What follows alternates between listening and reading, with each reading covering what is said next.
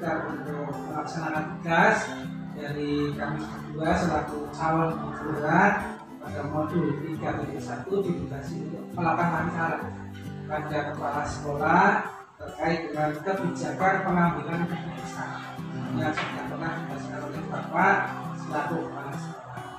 Nah, ini Bapak, pada setiap sekolah saya yakin ada beberapa permasalahan yang selalu harus memerlukan kebijakan atau pengambilan keputusan.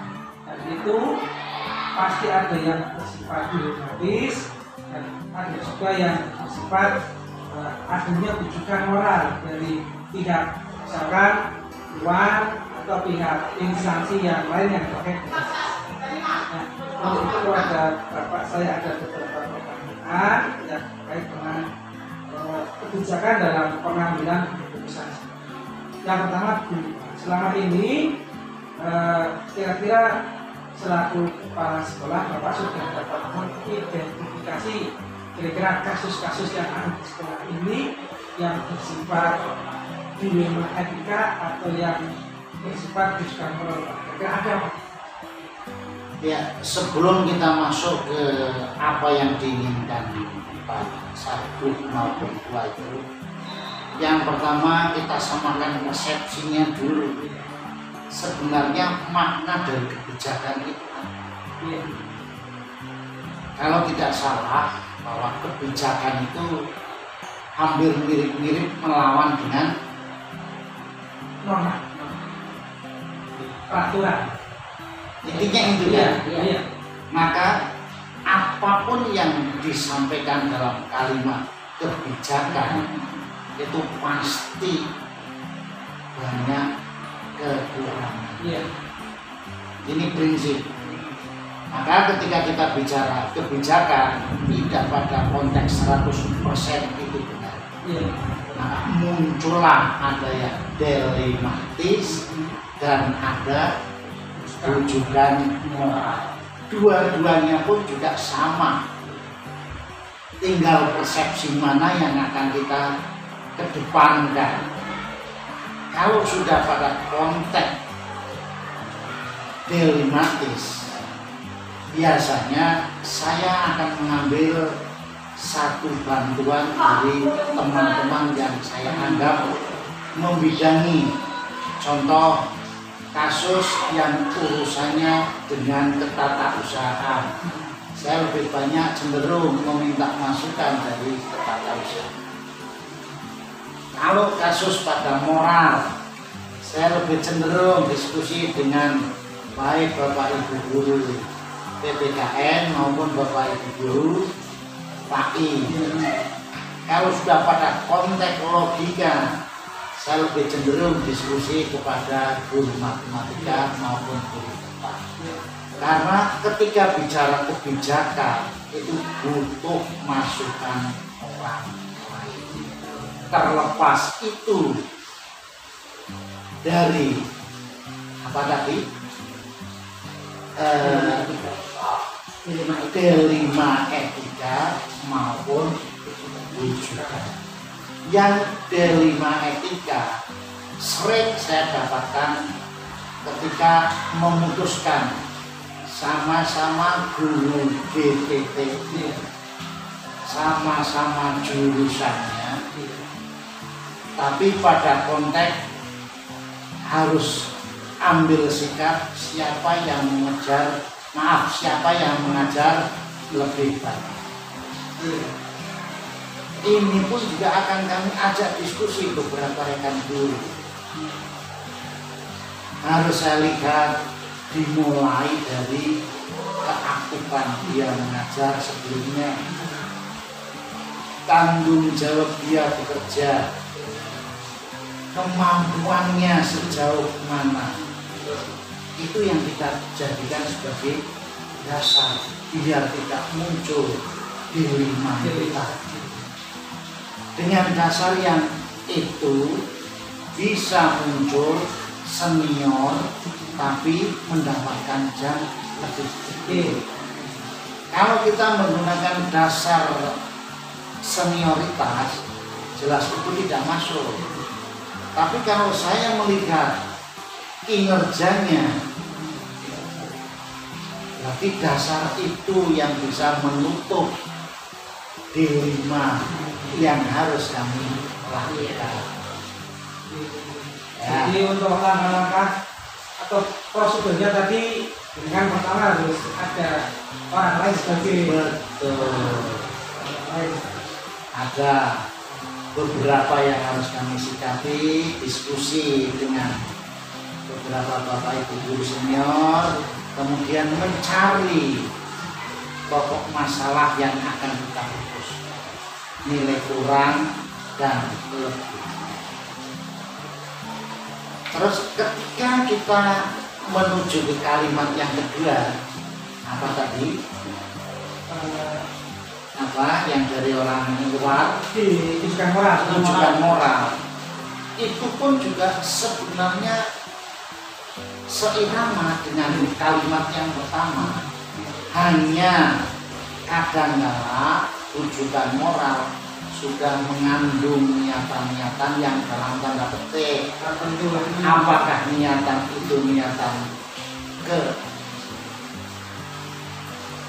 satu? Ya boleh.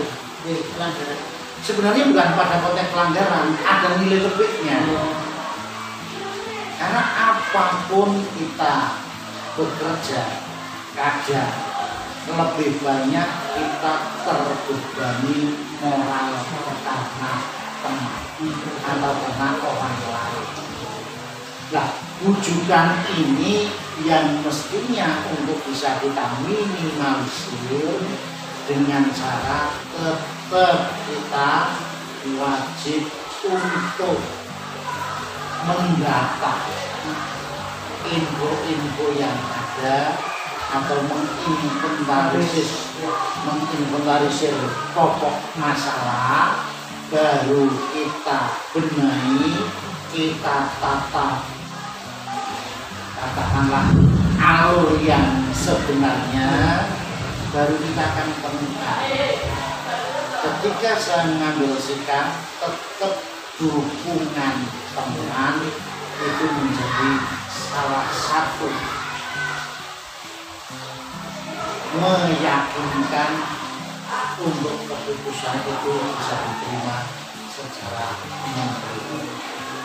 Jadi memang atas pertimbangan. Betul. Kemudian Pak, terkait dengan keputusan tadi, ada nggak kira-kira tata waktunya Pak? Kasih tenggang waktu berapa harus selesai? Sebenarnya hal yang kayak itu tinggal tergantung pokok masalahnya. Kalau permasalahan yang sifatnya hanya pekerjaan harian, seketika itu bisa diselesaikan. Banyak sekali kan ketika saya diskusi, kemudian apa yang harus kita sikapi, itu kan dengan sangat mudah. Namun ketika permasalahan itu membawa dampak yang cukup luas, kita tidak gegabah, tidak sembrono, harus kita kaji bersama, harus kita cermati kemungkinan-kemungkinan yang akan muncul. Apakah lebih banyak untuk baiknya atau malah justru ketika saya putuskan lebih banyak negatifnya. Betul, itu harus dikaji supaya apa? Kebijakan yang kami keluarkan tidak akan menjadi katakanlah bumerang atau masalah di berikut. Jadi faktor kira-kira yang mempermudah Pak, faktor-faktor yang mempermudah bahwa dalam pengambilan keputusan supaya tidak dilematis. Analisa. Ada data ya Pak? Iya. Terus kemudian terakhir Pak, ini dari semua hal yang disampaikan, kira-kira pelajaran apa yang bisa diambil saat pengambilan keputusan Pak? Baik itu di etika maupun rujukan moral Pak. Ya. Memang dua hal yang menjadikan orang bisa terselamatkan untuk mengambil kebijakan. Yang pertama adalah jam terbang. Iya. Terus yang kedua cermat. Karena ketika kita tidak cermat, lebih lagi dipengaruhi dengan emosi, hanya kepentingan sepihak, itu Pak. Maka kedewasaan yang akan bisa menjadikan semuanya itu tertata. Intinya sering berlatih ya Pak. Betul. Baiklah Pak, ini kami sudah oleh yang paling penting adalah kami Pak. Pelajaran apa untuk kami berdua? Ya, karena ini kami sudah kira-kira sudah cukup. Dan sekarang terima kasih kepada Pak Basuki. Mudah-mudahan ini memberi kami pengalaman dan pembelajaran untuk diterapkan kepada di kelas ataupun di lingkungan yang lain. Atas waktunya kami sampaikan dan berhubung sudah cukup, kami mohon diri. Ye, teman-teman, mudah-mudahan bareng-bareng dipelajari, bareng-bareng didiskusikan, sebab tidak ada kalimat mana yang terbaik atau yang terpintar, tapi kesempatan kapan sekarang belajar. Selamat, Bismillahirrahmanirrahim. Assalamualaikum warahmatullahi wabarakatuh. Waalaikumsalam. Sebelumnya Fajri mohon izin kami bertiga, saya Ibu Ayu Marina, terus ada Kak Satu, ada Bu Dini dari calon pelanggan terkait dengan tugas kami demonstrasi kontekstual untuk mewawancara kepada kepala sekolah, dan kami mengambil Ibu Fajri untuk bisa kami wawancarai terkait dengan masalah pengambilan keputusan. Gitu ya Bu ya. Kita mulai ya Bu ya. Untuk yang pertama, kira-kira ini selama Bu Fajri jadi kepala sekolah, kasus-kasus apa yang pernah ditangani terkait dengan dilema etika dan rujukan moral. Nah, monggo Bu Fajri bisa cerita, terus kemudian bagaimana kasus itu Bu Fajri menjelaskan. Ya. Untuk selama jadi kepala sekolah ya, kalau dilema etika sama rujukan moral ya, kebetulan sih saya memang di sini baru ya Bu ya, saya baru di sini. Kalau yang pernah ditemui sih di sini kayak ketika anak itu apakah tetap anak yang apa ya, mungkin agak butuh perlakuan khusus ya, butuh perlakuan khusus itu, ini apakah ini tetap boleh sekolah di sini apa enggak kan kayak gitu. Tapi ya memang sampai saat ini sih nggak ada anak sampai terus kemudian dikeluarkan karena itu ya, karena dengan Bapak Ibu guru bagaimana sih biar mereka itu bisa tetap sekolah kan kayak gitu.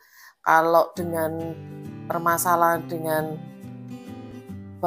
Bapak Ibu guru ya, insya Allah sih di sini hampir nggak ada ya secara normatif Bu, normatif ya kalau di sini normatif. Terus berarti itu khusus siswa nih ya Bu ya, terkait dengan siswa misalnya Bu ada masalah yang kayak dilema etika ya Bu ya, Bu Fajri dalam mengambil keputusan langkah-langkah. Kalau itu biasanya tetap kita lihat sejauh mana sih Bapak Ibu guru sudah menangani permasalahan tersebut, terus kemudian sudah dibicarakan dengan orang tua kan kayak gitu. Jadi pelibatan orang-orang yang memang dibutuhkan dari mulai orang tua, terus kemudian Bapak Ibu guru yang lain, entah itu wali kelas, guru mapel dan lain sebagainya itu ikut dalam pengambilan keputusan itu. Jadi melibatkan orang lain ya? Iya, melibatkan orang lain. Selama ini yang menjadi dilema di sini apa? Ketika dengan mengambil keputusan yang sering jadi dilematis, katakanlah ini dari siswa ya, guru sekolah. Kalau misalkan siswa itu harus sekolah, itu kan mengambil pertimbangan satu. Kalau tidak sekolah juga mengambil pertimbangan. Kira-kira kalau sekolah sini yang menjadi sering anak itu tidak berangkat lama kan kayak gitu. Tapi padahal kan jelas, kalau yang jelas kan wajib belajar itu kan ini ya. Terus anak lama tidak berangkat, dibujuk alasannya ini. Terus misalkan kita coba, oke, pernah ada juga anak lama nggak berangkat, ternyata bermasalah dengan temannya, terus nilai-nilai otomatis kan nggak kosong kan ya. Terus lah itu terus maunya gimana? Saya maunya pengennya di kelas yang ini kan kayak gitu. oke kita coba, tapi ternyata 1 minggu ternyata nggak berangkat lagi. Ya itu terus ke orang tua dan ternyata terus tiba-tiba anaknya kalau sudah pol mentok anaknya karena anaknya berangkat ke Jakarta dan kayak gitu, nah kita yang biasanya akan sulit itu di situ. Terus kita beri kesempatan untuk anak, tapi kalau itu sampai enggak, dia enggak apa ya, mau enggak mau ya memang itu harus terselesaikan dengan terpaksa kan kayak gitu. Berarti intinya antara mau di tetap sekolah juga anak ini tidak memenuhi kriteria katakanlah ya, mau iya dikeluarkan atau bantuan anak mau kita putuskan di sekolah juga ini kasihan karena ada tanggung jawab wajib belajar simultan. Jadi dua hal inilah yang menjadi dilema di sekolah ini. Nah sekarang selama ini Bu Fajri bagaimana menjalankan pengambilan sekolah ini?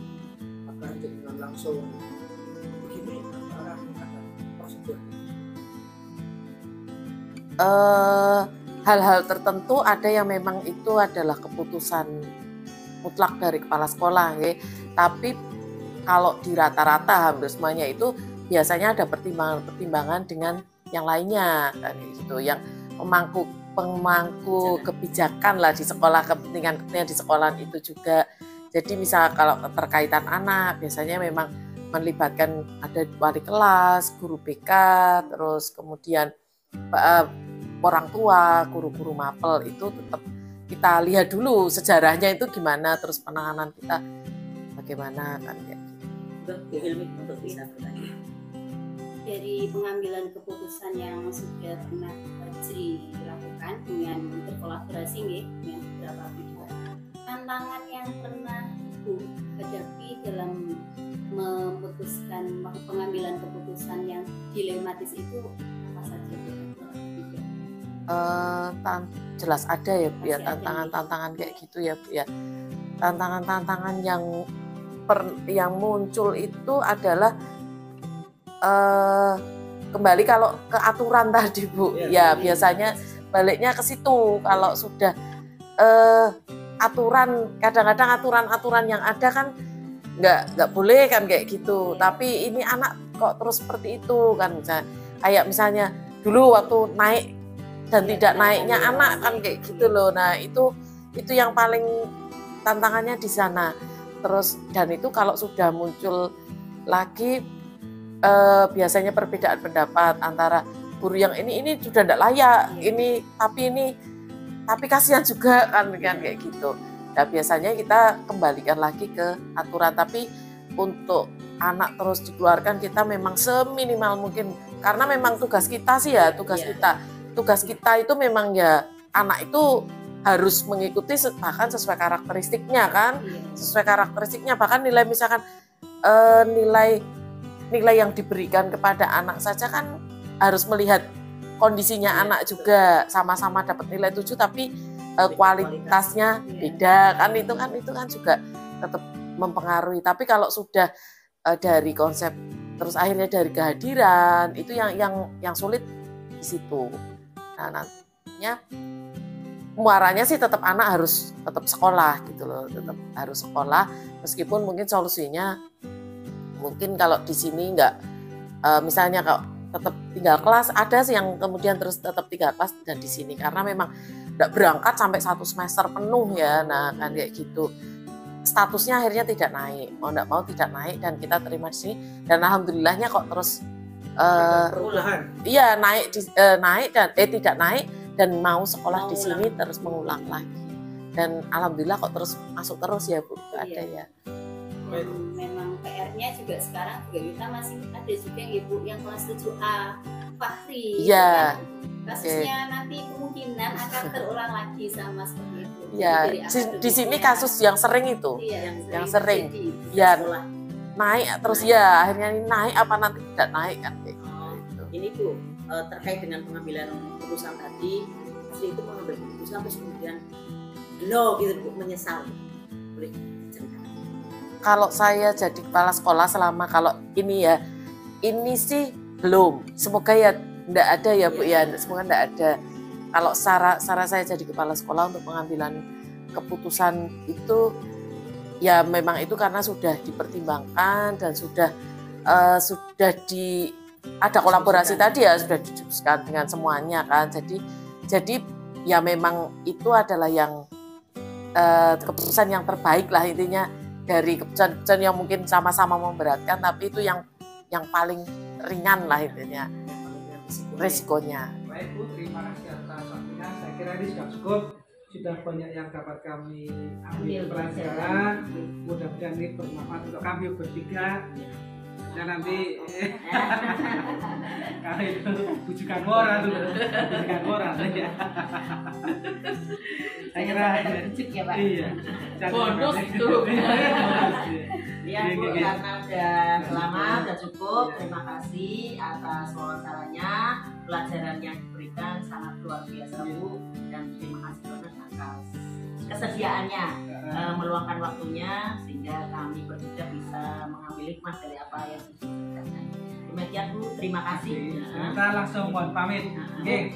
Ini minum dulu. Terima kasih ya Bu, ya. Sukses ya. Akhirnya ya. Assalamualaikum warahmatullahi wabarakatuh. Waalaikumsalam.